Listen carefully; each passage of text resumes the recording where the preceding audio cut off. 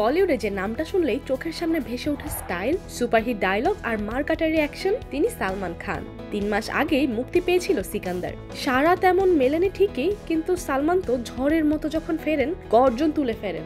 এবার তিনি ফিরেছেন এমন এক চরিত্রে যা শুধু বিনোদন নয়, দেশপ্রেমের আগুনও ছড়িয়ে দেবে পর্দা জুড়ে।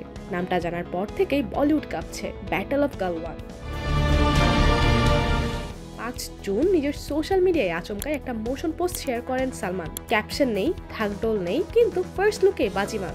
ভারতীয় সেনার পোশাকে সালমান, মুখে রক্তের দাগ, চোখে আগুন, কাঁধে পেরাক ঠোকা মুগুর, যেন বলছেন এবার বিনোদন নয়, যুদ্ধ জেতার গল্প বলতে এসেছি। সিনেমাটি তৈরি হচ্ছে 2020 সালের গালওয়ান উপত্যকার ঐতিহাসিক সংঘর্ষ নিয়ে, যে সংঘর্ষে ভারতের 16 বিহার রেজিমেন্টের নেতৃত্বে ছিলেন কর্নেল বি সন্তোষ বাবু। চীনা সেনাদের সঙ্গে সম্মুখ যুদ্ধে প্রাণ দিয়েছিলেন তিনি, কিন্তু মাথা নত করেননি। এই গর্বের ভূমিকায় অভিনয় করেছেন সালমান। এটা শুধু অভিনয় নয়, এক শহীদের আত্মাকে রূপালী পর্দায় জীবন্ত করে তোলার দায়িত্ব।